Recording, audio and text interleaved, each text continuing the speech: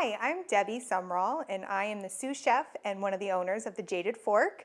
We are a catering company that also specializes in culinary education. We have been Cincinnati-based for about 4 years now, but we are coming to Jeffersonville. This is my business partner and head chef, Lindsay Cook. Hi, thanks for being here today with us. This is Better Together, where we focus on fitness regimens that you can safely do in the comfort of your home, that we pair with the appropriate meal to get the most benefits out of your workout. What we're doing today is partnering up with a yoga specialist. Her name is Carrie Klaus, and she owns Innerspring Yoga.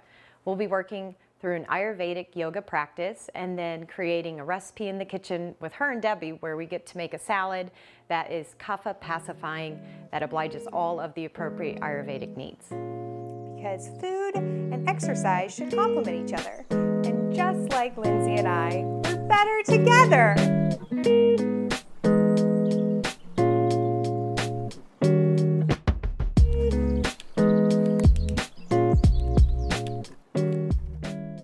This is Lindsay and Debbie, and we've invited Carrie Klaus with Inner Springs Yoga to come into our home today to teach us a nice yoga practice that we could do this winter. Carrie, do you want to tell us a little bit about what you've chosen for us today? I sure do. So today we're going to work on what we call a Kapha pacifying practice. So in Ayurveda, we consider the winter and early spring to be Kapha season, which means that it has the qualities of being kind of dense and heavy and cold and in some ways moist if you think about snow. And so our yoga practice that we're going to do together is going to help to kind of pacify those qualities and bring a more sense of kind of lightness and clarity into our experience. That's awesome. We're looking forward to it. So we're going to do an exercise that I call the tiger and the butterfly. You'll take your feet a little bit wider than hips distance, so almost the width of your mat. And you're going to let your knees be really soft here. And you're going to make some waist rotations, let your arms flail out to the sides, and then just give you a gentle love tap. So when you twist to the right, your arms will fly around your waist. And then when you twist to the left, they'll fly in the opposite way. And you can just do that with your breath, back and forth. And just start to notice that sort of airy quality that you're creating in your experience as you twist back and forth. And we'll do this just a few more times, side to side. Make sure you give yourself that little gentle tap in the front and the back as you go. And then just really start to slow things down so the movement continues, but just in a much slower fashion. And then as you come back to center, we're going to bring the feet a little more narrow. And then stretch the arms out and up overhead. You can grab a hold of your right wrist with your left hand. And then as you exhale, lean over to your left. Press your right foot down a little bit more. Really breathe some space into your right rib cage. Really big, deep breaths into the top of the chest for this practice, in the lungs. One of the places that Kapha tends to get stuck is in the lungs. And so we really just want to start to get things moving and de-stagnate in the lung area. Then when you inhale, reach back up through center. Take a hold of your left wrist with your right hand and lean all the way over to your right side. Same thing here, just big breaths into the top of your chest and really feel your rib cage expanding front to back and side to side. And then when you breathe in, reach up through the center. And as you exhale, just let your arms float all the way down to your sides. And then go ahead and step your feet a little bit closer together. I like to have mine touching all the way so that my inner knees touch. We're going to bend the knees and sit back, and then squeeze the feet, the knees, and the thighs together. And raise the arms up beside the ears, and then see if you can lift your chest so that your shoulders are over top of your hips. Good, take one more breath in, and then when you exhale, fold forward. And breathe in, extend your spine, hips and heart are lifting.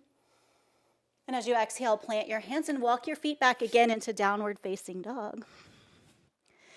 This time we're going to bring the right foot forward between the hands while keeping the knees lifted. So looking at the hands, step the right foot forward. We'll keep the back heel lifted, and then as you inhale, lift your torso up into a runner's lunge. Arms reach up beside the ears. And take a slow breath out, trying to breathe through your nose. Another breath in. And then when you exhale, frame your foot. This time as you inhale, the right foot's going to go back to meet the left in downward facing dog. And breathe out. Then look to your hands. Bring the left foot between the hands. Keep the right heel lifted, and then lift the torso. Reach the arms up, and breathe out through your nose. Another breath in, and then exhale to fold. Inhale, left foot's gonna go back to meet the right. And then as you exhale, lower your knees down to your mat. And then from your hands and knees, lift your tailbone and lift your chest. Let your belly drop towards the floor. We call this the cow pose.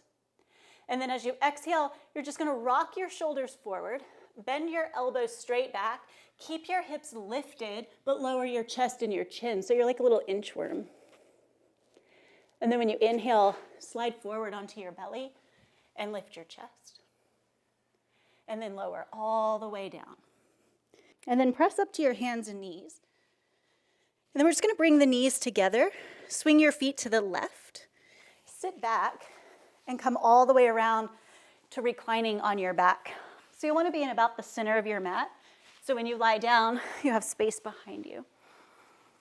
And then once you're lying down on your back, keep your knees bent and the soles of your feet on your mat. And take your hands down to your sides. I like to grab a hold of the edges of the mat, just like I'm taking a big handful of the mat in each hand. And then pull your mat from side to side like you're trying to rip it in half. And as you pull from side to side, lift your chest and feel your upper arms roll underneath of you. And then press your feet down and lift your hips up. Breathe in. And breathe out. Another slow breath in and out. And inhale. And then as you exhale, lower all the way down. Bring your right knee all the way up to your chest. And then stretch your left leg forward on your mat. And you're just going to hold onto your right knee with your left hand and let your right hand fall down to your side. And then roll all the way over onto your left side. Bring your right knee down to the floor, sorry. And then as you inhale, untwist and reach your chest towards the ceiling. Take one more breath in and out. And then when you inhale, roll to your left side again. And when you exhale, roll onto your back. We'll place both feet down.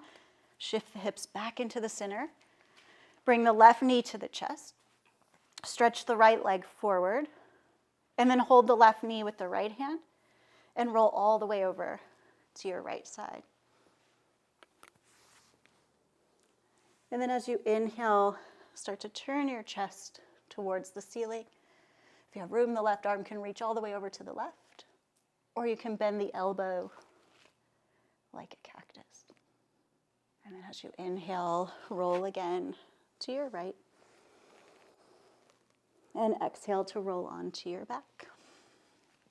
And then once you're on your back, just bring both feet to the floor, shift your hips and your shoulders back into the center of your mat. Hug both knees towards your chest. You can squeeze them in close and rock a little bit from side to side, and then lift your forehead towards your knees and press your low back towards the mat. And then take a breath in and stretch out long, arms overhead, feet to the end like you just woke up in the morning. And then on a breath out, let your arms drift all the way down to your sides. Turn your palms towards the ceiling. You can close your eyes or soften your gaze. Take a deep breath in through your nose. And a slow breath out. And then just relax here.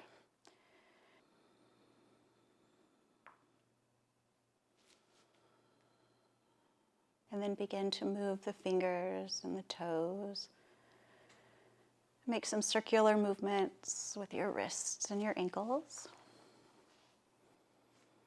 Stretch yourself long again, arms overhead, feet to the end of the mat like you just woke up. Maybe even arch your back away from the floor. Stretch the front side of your body. And then bring both knees to your chest. And roll all the way over to your right side. Use your left hand and press yourself up to seated. And as you come up to seated, just take a comfortable seat. Bring your hands together in front of your heart. And bow the wisdom of your head towards the wisdom of your heart. Namaste. Namaste.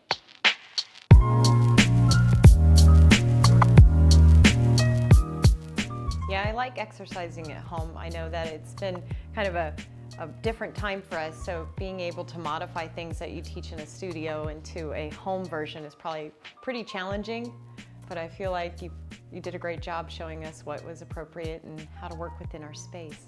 Thank you. Yeah, I think the biggest challenge for practicing at home is you don't have all the same props and things that you would have at a yoga studio, like your blocks and blankets and bolsters. So being able to kind of work without those and still make things accessible for people who might not have those props at home. And you mentioned modifications. I know Debbie and I both have a few different ailments that sometimes bother us. I have kind of a bad hip that I've been dealing with, and so I know that there's certain things that I can't do. And I'm sure that there's people at home that have knee or back issues, or maybe they're just concerned about some of the movements. So what are some of the benefits of yoga to speak to some of those ailments? Right, so first it's always best to check with a skilled teacher first and kind of make sure what poses would be contraindicated or what would be safe for your body to do. But then, once you kind of have that in your mind, the nice thing about yoga is that you're really empowered to kind of make it your own practice so that you can make the modifications that you need to make for your own body and the way that things feel in your body. In fact, one of the big tenets of yoga is that you are learning to listen to your own body and do the things as they feel right in your body. So there's no real, dogma around you have to do everything this way or that way. You really get to kind of move around and make it your own.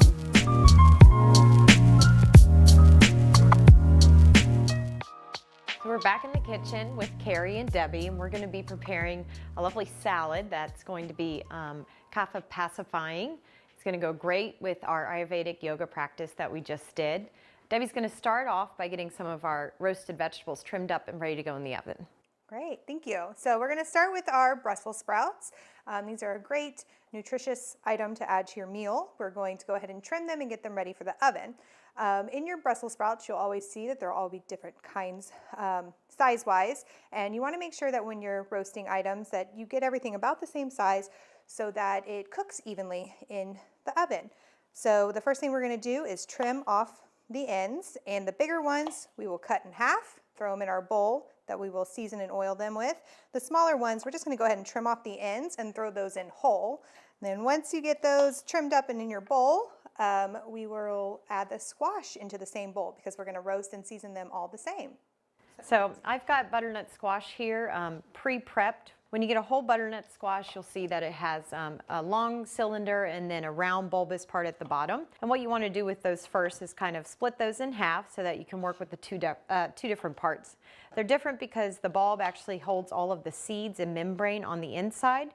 And then your remaining part of your butternut squash is just complete meat of the squash. After you have them, you want to set them on a flat surface, so you would trim off your end, and then you're just going to work your knife down the side so that you can get rid of that peel.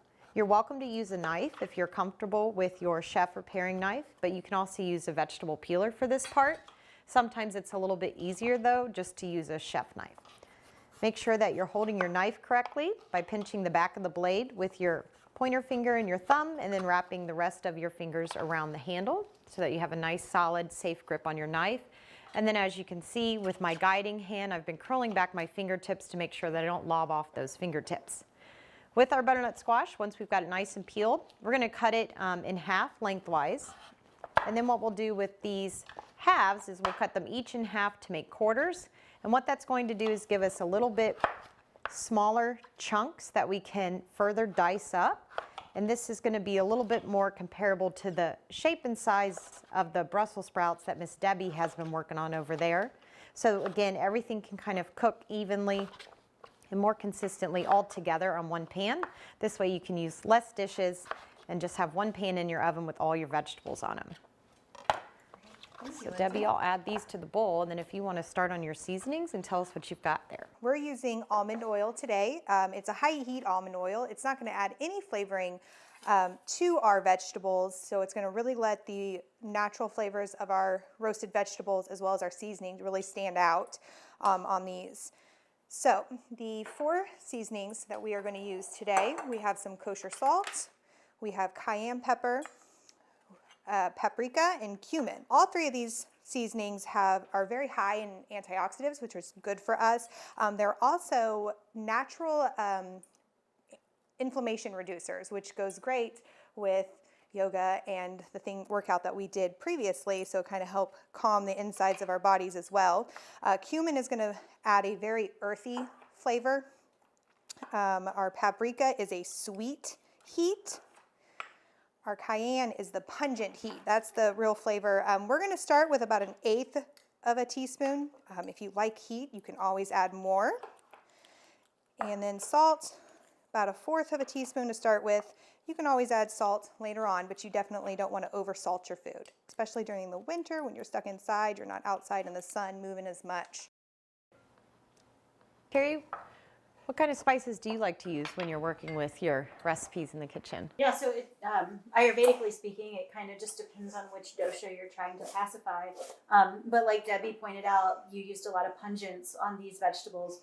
And for pacifying Kapha dosha, pungent is one of the main spices that you want to use. The cayenne pepper is perfect in there. I'm not primarily Kapha dosha myself, so I'm actually Pitta dosha, which is the dosha of fire and water. So I only use pungents very sparingly in my own personal cooking because I don't need any extra heat. I've got a lot of it already. But I think for the Kapha pacifying and for the wintertime, you want to build that heat. Nice. Well, thank you. We look forward to trying these out with all those wonderful flavors. So we'll go ahead and get these in the oven. We preheat our oven to 350, and we're going to set those in again to cook them until they're tender, fork or knife tender, where if you stuck a fork or knife in them, they would come out pretty clean. You're also going to see a lot of nice golden brown color on these. Thanks, Debbie.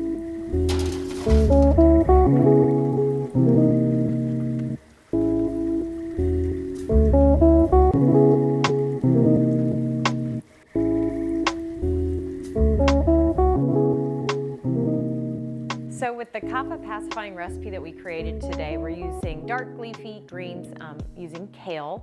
You can certainly substitute it for spinach or Swiss chard. Mustard greens, dandelion greens are also really fun, light and flavorful dark greens. And then we're going to be working with a lighter, leaner meat. We're using chicken today, but you can also certainly use fish or shrimp. Anything that's going to be a little bit lighter and leaner is really going to help in pacifying with the Kapha qualities. So Debbie's going to show us a couple different techniques first to get started on prepping our kale for our salad. So when you buy kale whole on the stem, you do need to remove it from the stem. So we have 2 different ways. One, if you want to hold the stem and work your knife down against it, you just kind of cut it right off the stem. And when adding it to a salad, you want it to be forkable, is what we call it. So you want to be able to use your fork to create a nice bite that will fit nicely in your mouth. So once you have your leaves stripped, you kind of want to bring them all together, and you'll run your knife through and do a nice chopping so that each bunch will kind of fit on your fork nicely into your mouth. Kale is a very sturdy vegetable. It is a superfood, as most people know. It is packed full of nutrients and vitamins. It is very fibrous as well. So Carrie will show us how we want to massage our kale so that it breaks down the fibers. You just want to get your leaves, and with your thumbs, just kind of work your way on all the leaves, and you're breaking up the fiber so that it is going to be more palatable and enjoyable in your mouth, not as hard and coarse with all the veins running through it. This is a chopped size that will go into our salad. But we also want to show you, if you're not as comfortable with the knife, you can also just remove them with your hands, breaking it down, breaking it off. And when building a salad, most people like a lot of different textures in their salad. So another nice cut that we wanted to show you is a chiffonade, where we bring it all together, kind of roll it up, a nice little thing. Holding your knife, you're just going to run it through, making nice little strips. This is great to do with herbs as well, leafy herbs. And then you have nice little strips that you can also throw into your salad, giving it different texture. This is great for garnishing things as well. You can build nests and piles with them. I'll let y'all finish up with the kale, and then what I'd like to start doing is I'll work on the chicken. So our lean meat that we're using today for our recipe is going to be roasted chicken. And what we're gonna do is we're just going to add a little bit of that almond oil that we had already worked with our roasted vegetables. Almond oil is from almonds, and it's a really light nut, and it's something that's appropriate for this type of season for our Kapha pacifying Ayurvedic recipe that we're working with. And the great thing about it is it's very neutral in flavor, but it also is a high heat cooking oil. So you can actually use it for sauteing, stir frying, any type of roasting, even a little bit of pan frying if you wanted to. And then what we're gonna do is we're gonna add a lot of pungent, earthy, kind of spicy flavors to pair well with this roasted chicken. It's gonna include a lot of fun spices like dried mustard. Dried mustard is very earthy and pungent. It's kind of a playful flavor that's gonna really lean into our astringent, kind of bitter flavors that are also sweet and savory, like roasted garlic powder as well as onion powder. With our mustard, onion, and garlic powder, we're also gonna add a little bit of color and a nice twinge of flavor using ground turmeric. That's what you see in most curry blends. When you use turmeric, you wanna make sure that you're adding a little bit of moist heat to your cooking so that you can kind of properly infuse all the flavors. So with our little bit of almond oil and then the moisture from the chicken, we're really gonna be able to infuse all these flavors into the chicken breast. So we're gonna get our chicken into the oven, 350 preheated to go with our vegetables, and we wanna cook this until it's 165 degrees in internal temperature. And if our juices start to run clear and it feels a little bit firmer, we'll know we got it nice and safely cooked. So I'll go ahead and put this in with our veggies and we'll get started on our dressing. Now we're gonna go ahead and make our creamy sunflower seed dressing. So we have sunflower seed butter that we're gonna start with. We've had it at room temperature to let it come to a good consistency that will easily blend with our other ingredients. So we have sunflower seed butter, bring nice texture and creaminess to the dressing without adding any dairy products. We also have minced garlic. Fresh garlic is great for your immune system, and it will bring a nice tanginess. We have about 1 teaspoon, which is about 1 clove minced. We also have miso paste. Miso paste is a product made from fermented soybeans. Any fermented product is really good for your gut health, so that's gonna be real nice in there, and it's also gonna subtly add a little bit of tang and freshness with our garlic. We also have fresh lemon juice, which is gonna bring acidity to it. And an optional ingredient, as Carrie had mentioned that she has enough heat already, but this is cayenne pepper again. It's gonna bring a little bit of a subtle pungent heat to our dressing, but again, it's very optional. And then once Carrie starts to mix it, I have about 1/2 cup of water in here. You just want to start with about 1/4 cup to see what consistency your dressing is as it comes together. And we'll start to add that. And as she mixes it, it's going to come together and create our nice creamy dressing that we'll add to our salad. Carrie, did we do all right with the ingredients that we chose for this recipe? Absolutely. I love that it's dairy-free. Dairy is one of the things you really want to avoid if you are having some kind of kapha imbalance, because it's a mucus producer, and that's basically kapha's job, is to produce mucus. So you want to leave out all of the dairy from your meals when you're dealing with kapha. So I love that you use the sunflower seed butter instead. And if you don't have sunflower seed butter at home, you can use sunflower seeds in a high-powered blender and just add water to it as you mix it, and it will create your own sunflower seed butter.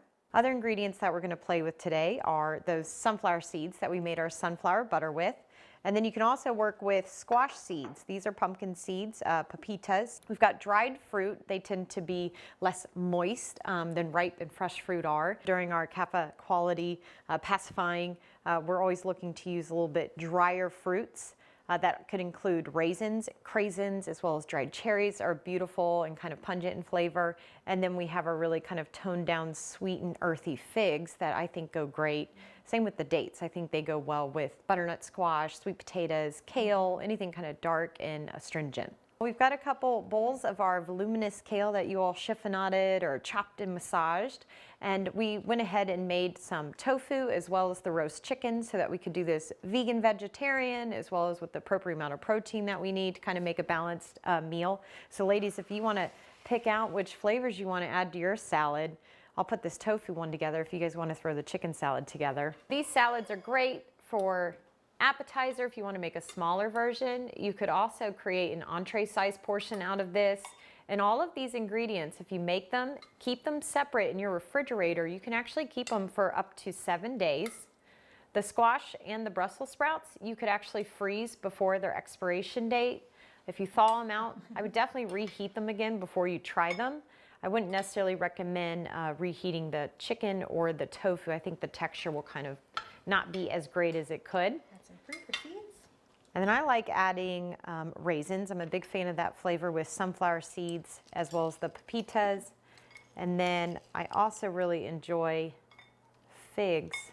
They go great with any of the citrus, especially the orange or lemon juice that we have that you could put in the dressing.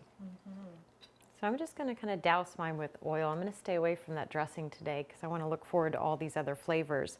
But you all are always welcome to drizzle your dressings on your salad. If you're looking to kind of be a little more health conscious, you can keep it on the side and then dip each bite so you use a little bit less. This is a great chopped salad that you could do where you throw everything in a container with the Tupperware lid, shake it around and really evenly coat that salad greens with all those creamy dressing ingredients. Well, Carrie, thanks for joining us today. I'll get you set up with some silverware and we can go ahead and enjoy our Kapha pacifying salads that we made today. Thanks for coming.